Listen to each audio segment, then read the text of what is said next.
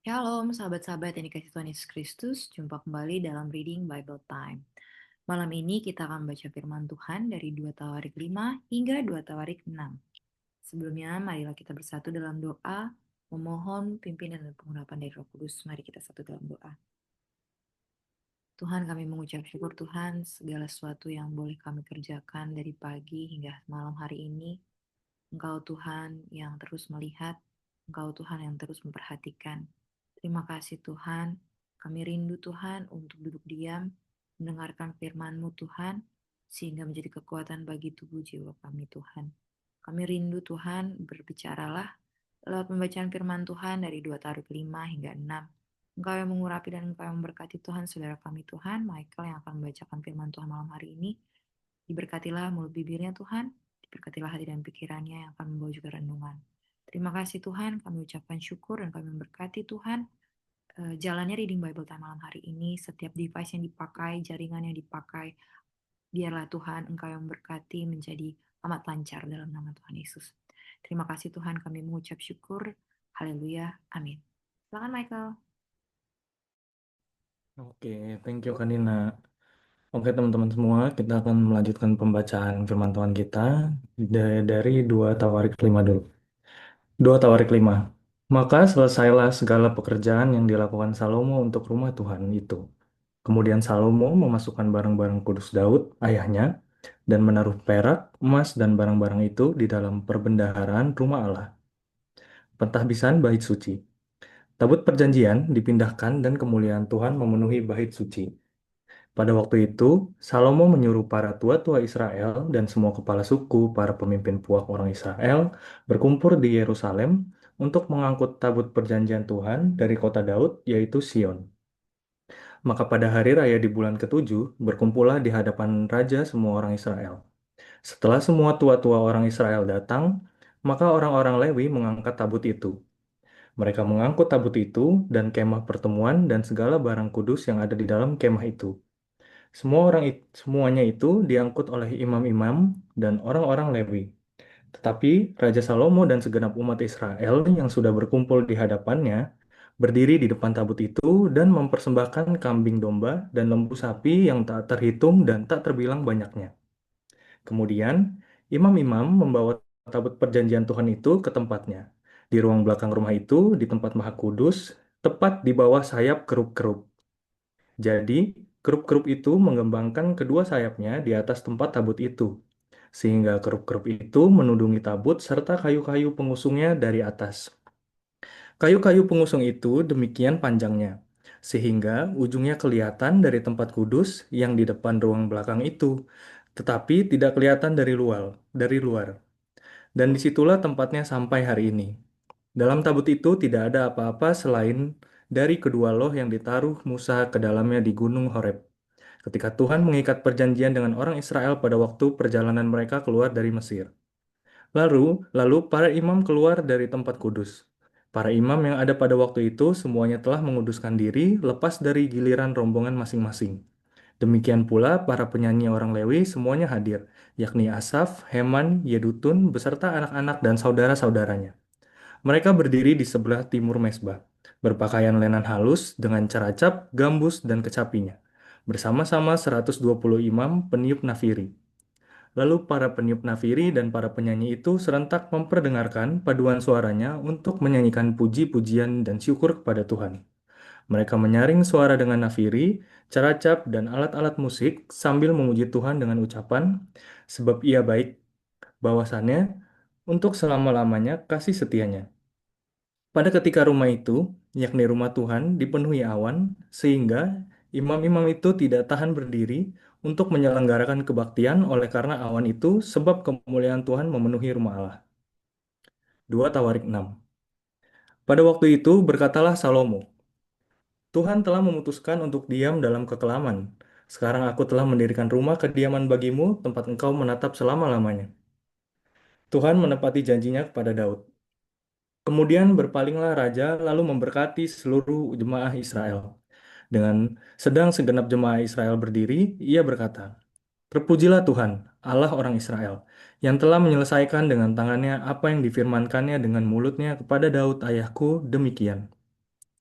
Sejak aku membawa umatku keluar dari tanah Mesir, tidak ada kota yang kupilih di antara segala suku Israel untuk mendirikan rumah di sana sebagai tempat kediaman namaku, dan tidak ada orang yang kupilih untuk menjadi raja atas umatku Israel. Tetapi kemudian aku memilih Yerusalem sebagai tempat kediaman namaku dan memilih Daud untuk berkuasa atas umatku Israel. Ketika Daud ayahku bermaksud mendirikan rumah untuk nama Tuhan, Allah Israel, berfirmanlah Tuhan kepadanya, Engkau bermaksud mendirikan rumah namaku, dan bermaksudmu itu memanglah baik. Hanya bukanlah engkau yang akan mendirikan rumah itu, melainkan anak kandungmu yang kelak akan lahir, dialah yang akan mendirikan rumah itu untuk namaku. Jadi Tuhan telah menepati janji yang telah diucapkannya. Aku telah bangkit menggantikan Daud, ayahku, dan telah duduk di atas tahta kerajaan Israel seperti yang difirmankan Tuhan. Aku telah mendirikan rumah ini untuk nama Tuhan, Allah Israel, dan telah menempatkan di sana tabut yang memuat perjanjian yang telah diikat Tuhan dengan orang Israel. Doa Salomo. Kemudian berdirilah ia di depan mezbah Tuhan, di hadapannya segenap jemaah Israel, lalu menadahkan tangannya. Karena Salomo telah membuat sebuah mimbar tembaga yang panjangnya 5 hasta, lebarnya 5 hasta, dan tingginya 3 hasta. Yang ditaruhnya di halaman, ia berdiri di atasnya lalu berlutut di hadapan segenap jemaah Israel dan menadahkan tangannya ke langit sambil berkata, Ya Tuhan Allah Israel, tidak ada Allah seperti Engkau di langit dan di bumi. Engkau yang memelihara perjanjian dan kasih setia kepada hamba-hambamu yang dengan segenap hatinya hidup di hadapanmu. Engkau yang telah berpegang pada janjimu terhadap hambamu Daud, ayahku, yang telah menggenapi dengan tanganmu apa yang kau firmankan dengan mulutmu, seperti yang terjadi pada hari ini. Maka ya Tuhan, Allah Israel, peliharalah apa yang kau janjikan kepada hambamu Daud, ayahku, dengan berkata, keturunanmu takkan terputus di hadapanku dan tetap akan duduk di atas tahta kerajaan Israel. Asal anak-anakmu tetap hidup menurut hukumku, sama seperti engkau hidup di hadapanku. Maka sekarang ya Tuhan Allah Israel, biarlah terbukti kebenaran firman-Mu yang telah Kau ucapkan kepada hambamu Daud. Tetapi benarkah Allah hendak diam bersama dengan manusia di atas bumi? Sesungguhnya langit, bahkan langit yang mengatasi segala langit pun tidaklah dapat memuat Engkau. Terlebih lagi rumah yang kuhadirkan ini. Maka berpalinglah kepada doa dan permohonan hambamu ini, ya Tuhan Allahku. Dengarkanlah seruan dan doa-doa hambamu, panjatkan di hadapanmu ini. Kiranya matamu terbuka terhadap rumah ini siang dan malam, terhadap tempat yang kau katakan akan menjadi kediamanmu. Dengarkanlah doa yang hambamu ini panjatkan di tempat ini. Dan dengarkanlah permohonan hambamu dan umatmu Israel yang mereka panjatkan di tempat ini, bahwa engkau juga yang mendengarnya dari tempat kediamanmu di sorga, dan apabila engkau mendengarnya, maka engkau akan mengampuni. Jika seseorang telah berdosa kepada temannya, lalu diwajibkan mengangkat sumpah dengan mengutuk dirinya, dan ia datang bersumpah ke depan mezbahmu di dalam rumah ini, maka engkau pun hendaklah mendengar dari sorga dan bertindak serta mengadili hamba-hambamu, yakni membalas perbuatan orang bersalah dengan mengagungkannya kepada orang itu sendiri. Tetapi membenarkan orang yang benar dan dengan membalaskannya kepadanya sesuai dengan kebenarannya. Apabila umatmu Israel terpukul kalah oleh musuhnya karena mereka berdosa kepadamu, kemudian mereka berbalik dan mengakui namamu, dan mereka berdoa dan memohon di hadapanmu di rumah ini, maka engkau pun kiranya mendengar dari sorga dan mengampuni dosa umatmu Israel dan mengembalikan mereka ke tanah yang telah kau berikan kepada mereka dan nenek moyang mereka. Apabila langit tertutup, sehingga tidak ada hujan sebab mereka berdosa kepadamu, lalu mereka berdoa di tempat ini dan mengakui namamu, dan mereka berbalik dari dosanya, sebab engkau telah menindas mereka, maka engkau pun kiranya mendengarkannya di sorga dan mengampuni hamba-hambamu, umatmu Israel. Karena engkaulah yang menunjukkan kepada mereka jalan yang baik, yang harus mereka jalani. Dan engkau kiranya memberikan hujan kepada tanahmu, yang telah kau berikan kepada umatmu menjadi milik pusaka. Apabila ada kelaparan di negeri ini, apabila ada penyakit sampar, hama, dan penyakit gandum, belalang dan belalang pelahap, apabila musuh menyesakan mereka di salah satu kota mereka, apabila ada tulah atau penyakit apapun, lalu seseorang atau segenap umatmu Israel memanjatkan doa dan permohonan di rumah ini dengan menadahkan tangannya, karena mereka masing-masing mengenal tulahnya dan penderitaannya sendiri, maka engkau pun kiranya mendengar dari sorga. tempat kediamanmu yang tetap, dan kiranya engkau mengampuni dan membalas kepada setiap orang sesuai dengan segala perbuatannya, karena engkau mengenal hatinya. Sebab engkau sajalah yang mengenal hati anak-anak manusia, supaya mereka takut akan engkau dan mengikuti segala jalan yang engkau tunjukkan selama mereka hidup di atas tanah yang telah kau berikan kepada nenek moyang kami. Juga apabila seorang asing yang tidak termasuk umatmu Israel datang dari negeri jauh oleh karena namamu yang besar, tanganmu yang kuat, dan lenganmu yang teracung, dan ia datang berdoa di rumah ini, maka engkau pun kiranya mendengar dari sorga, dari tempat kediamanmu yang tetap, dan kiranya engkau bertindak sesuai dengan segala yang diserukan kepadamu oleh orang asing itu, supaya segala bangsa di bumi mengenalmu, sehingga mereka takut akan engkau sama seperti umatmu Israel. Dan sehingga mereka tahu bahwa namamu telah diserukan atas rumah yang telah kudirikan ini. Apabila umatmu keluar untuk berperang melawan musuh-musuhnya, ke arah manapun engkau menyuruh mereka, dan apabila mereka berdoa kepadamu dengan berkiblat ke kota yang telah kau pilih ini, dan ke rumah yang telah kau dirikan bagi namamu, maka engkau kiranya mendengar dari sorga doa dan permohonan mereka, dan engkau kiranya memberikan keadilan kepada mereka. Apabila apabila mereka berdosa kepadamu, karena tidak ada manusia yang tidak berdosa, dan engkau murka kepada mereka dan menyerahkan mereka kepada musuh, sehingga mereka diangkut tertawan ke negeri yang jauh atau yang dekat. Dan apabila mereka sadar kembali dalam hatinya di negeri tempat mereka tertawan, dan mereka berbalik, dan mereka memohon kepadamu di negeri tempat mereka tertawan, dengan berkata, kami telah berdosa, bersalah, dan berbuat fasik.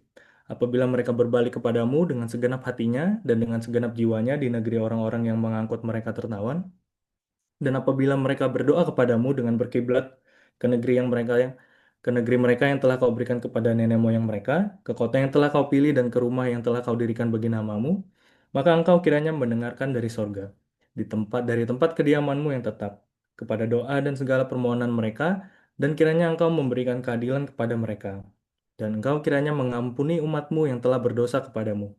Sebab itu ya Allah, kiranya matamu terbuka dan telingamu menaruh perhatian kepada doa yang dipanjatkan di tempat ini. Dan sekarang bangunlah ya Tuhan Allah dan pergilah ke tempat perhentianmu. Engkau serta tabut kekuatanmu. Kiranya ya Tuhan Allah, imam-imammu berpakaian keselamatan dan orang-orang yang kau kasihi bersukacita karena kebaikanmu. Ya Tuhan Allah, janganlah engkau menolak orang yang telah kau urapi, ingatlah akan segala kasih setiamu kepada Daud hambamu itu. Oke, pembacaan firman Tuhan kita dari 2 Tawarik 5 sampai 2 Tawarik 6 udah selesai. Sekarang aku mau sharing 2 poin yang kira-kira bisa aku garis bawahi dari pembacaan firman ini. Yang pertama, tadi habis baca 2 Tawarik 5 dari ayat 13 sampai 14, itu kurang lebih ngebahas hmm, kalau misalnya kita lagi ibadah atau lagi melakukan puji-pujian kepada Tuhan, itu alangkah baiknya kita harus ngelakuinnya dengan tulus dan dengan hikmat penuh. Karena eh, Tuhan akan hadir kalau misalnya kita sungguh-sungguh memuji Dia gitu. Artinya kalau misalnya kita ibadah dengan tulus, pasti Tuhan akan hadir di tengah-tengah kita. Terus poin kedua yang aku temuin adalah dari 2 Tawarik 6, khususnya dari 2 Tawarik 6 ayat 22 sampai 39 itu kan isinya doa Salomo kepada Tuhan. Jadi andaikan kita berbuat dosa atau kesalahan, dosa di mata Tuhan, alangkah baiknya kalau kita itu jangan malah lari dari Tuhan. Alangkah baiknya kita kembali ke Tuhan, kita datang sama Dia, kita minta ampun dan kita bertobat, dan Tuhan pasti akan terima kita lagi. Gitu. Kalau dari Kanina ada tambahan? Oke, thank you Michael buat sharingnya, renungannya.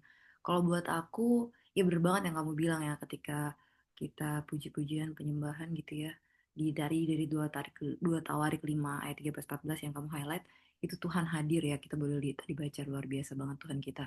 Tapi yang buat aku lebih lagi menjadi highlight itu yang bagian doa Salomo nih. Setelah mendirikan bait gitu ya untuk Tuhan gitu ya, bait Allah, dia datang ke Tuhan memohon berkat gitu ya untuk bait Allah tuh luar biasa menurut aku, gestur dan kerendahan hati yang dimiliki oleh Salomo, biarlah itu juga boleh ada dalam setiap kita gitu ya, bersungguh untuk memberikan yang terbaik dan memohon kepada Tuhan memulai juga dengan baik. Kalau dari aku itu. Ada lagi Michael tambahannya? Udah cukup dari aku. Boleh di-share ayat emasnya ya, Kak? Oke, sebentar ya.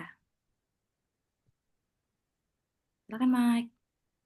Oke, jadi teman-teman semua, ayat emas hari ini datang dari 2 Tawarik 6. Sebenarnya ini ayatnya 25, tapi ini 24 dan 25 itu nyambung. Ayatnya berbunyi, apabila umatmu Israel terpukul kalah oleh musuhnya karena mereka berdosa kepadamu, kemudian mereka berbalik dan mengakui namamu, dan mereka berdoa dan memohon di hadapanmu di rumah ini, maka engkau pun kiranya mendengar dari sorga dan mengampuni dosa umatmu Israel, dan mengembalikan mereka ke tanah yang telah kau berikan kepada mereka dan nenek moyang mereka.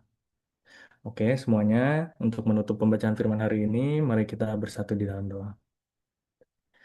Tuhan, terima kasih Tuhan untuk anugerah dan kasih-Mu, sehingga pada malam hari ini ya Tuhan, kami semua dapat menyelesaikan pembacaan firman kami.